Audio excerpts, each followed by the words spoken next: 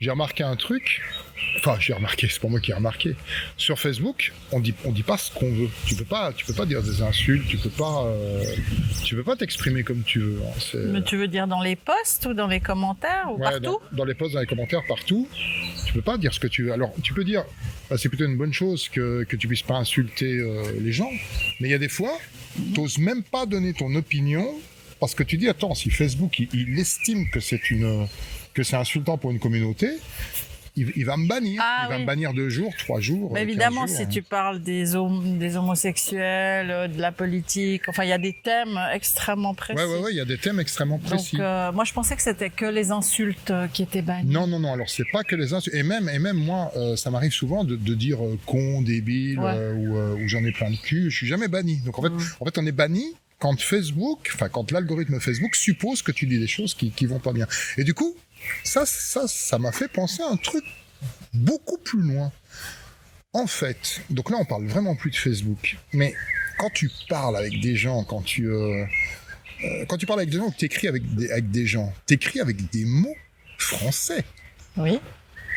Mais ces mots-là, tu es obligé d'utiliser des mots qui existent. Par exemple, si tu es chez toi et que tu as oublié tes clés, tu peux pas rentrer chez toi, tu dois dire que tu es enfermé à l'extérieur. Donc, c'est absurde, tu devrais pouvoir dire que tu es ex-fermé. Mais tu n'as pas le droit d'utiliser ex-fermé parce que le mot, il n'existe pas. Donc en fait, ce que je veux dire, c'est que, ok, Facebook, d'accord, ça on comprend, mais quand tu penses et quand tu écris, même à toi-même, tu utilises des mots que tu n'as pas choisis. Exact.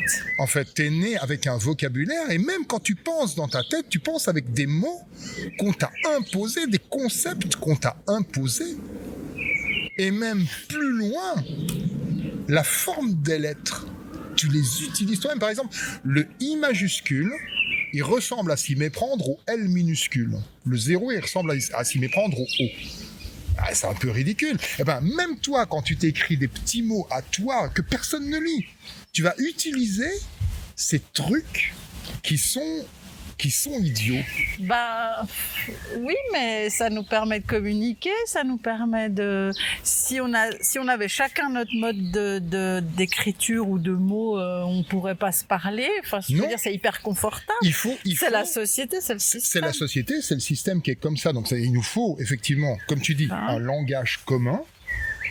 Et ce langage commun, c'est comme des briques de Lego, c'est-à-dire qu'à un moment donné, par exemple, tu dis c'est ce que je mange là, cette pizza que je mange, elle est bonne, elle est très bonne ou elle est excellente. Mais bon, c'est bon, très bon, excellent dans le cas où elle est bonne. Mais on pourrait très bien dire elle est bonne plus 1, bonne plus 2, bonne plus 3, jusqu'à bonne plus 10. On pourrait très bien imaginer quelque chose de beaucoup plus fin. Mais en fait, c'est comme un logiciel. Quelqu'un l'a réfléchi à un moment donné. Avec, disons une équipe, là on réfléchit, ils l'ont mis en place, mais on aurait pu imaginer autrement. Alors, ça a été imaginé comme ça. Le logiciel, c'est quelqu'un, donc à la base, il a créé un logiciel, un programme comme Word ou Excel ou même Facebook, c'est des logiciels. Oui, c'est bien pensé, mais le vocabulaire français, c'est pas un truc que quelqu'un a pensé un jour, dit voilà, on va le faire comme ça. C'est pas comme l'espéranto. L'espéranto, c'est une langue artificielle qui a été créée de toutes pièces, sans exception. Le français, c'est un héritage d'un héritage, un mélange de langues, etc. Et finalement, on arrive en fait avec ce vocabulaire. Au bout d'un moment, c'est sale, quoi. Il y a même des exceptions. Chou, genou, caillou, hibou, tu dois mettre un X à la fin, tu sais même pas pourquoi. Il y a des mots, le mot plus, j'en veux plus ou j'en veux plus. Suivant si tu prononces le S ou pas, ça veut dire le contraire.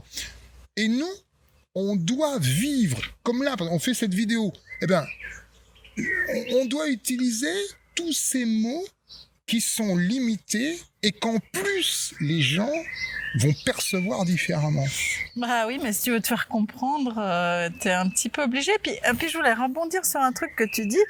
Oui, ça a pas été inventé d'un coup, mais c'est beau, c'est l'histoire. Moi, quand tu regardes un peu l'étymologie des mots et tout, je trouve que c'est un bel héritage. Enfin, moi, ça me dérange pas que le O ressemble au 0. Alors, tout à fait, c'est un bel héritage. Et par rapport aux mathématiques, les mathématiques, il n'y a pas d'exception, c'est 1, 2, 3, 4, 5, 6, et puis imagine que tout à coup, par exemple, le nombre 128, il y a une lettre dedans, voilà, ou entre 130 et 140, en fait, il n'existe pas le 132, tu vois, des exceptions, comme en langue française, on deviendrait fou. Donc en fait, les mathématiques, c'est par contre, là, c'est un langage universel et hyper précis, qui permet de faire beaucoup plus de choses. Et alors, j'ai pas dit que j'avais une solution, j'ai rien comme solution, mais j'observe simplement que nous sommes obligés de raconter des choses parfois philosophiques, parfois très complexes, et que on a un vocabulaire très limité. Alors, on peut utiliser des mots beaucoup plus compliqués. Si on lit les philosophes, on va voir des mots qui sont super compliqués, mais personne ne va les comprendre. Ouais, c'est ça. Mais ça serait sympa de les inventer, comme le ex fermé, j'aime bien. Ouais. Il y a plein de mots comme ça qu'on pourrait inventer. Par exemple, en fait, tu as de la neige et tu as de l'eau, et puis entre les deux, de la neige un peu mouillée comme ça, il n'y a pas un vrai mot. Il pourrait y avoir un vrai mot pour dire ça. On pourrait dire c'est de la neige fondue, de la boue, j'ai pas de la boue gelée, mais il n'y a pas un vrai mot. Et ce qui est vachement intéressant, c'est que chaque langue, t'as pas le même problème dans chaque langue. Il y a peut-être ce mot existe en allemand, peut-être. Par exemple, et chaque langue a ses effectivement. Donc ça, là, je l'ai vu, et là, tu soulèves encore un deuxième point, mais bon, là, ça nous emmène très loin. Mais déjà là, le simple fait que notre petite planète, il y a plein de langues différentes, c'est franchement très compliqué, franchement.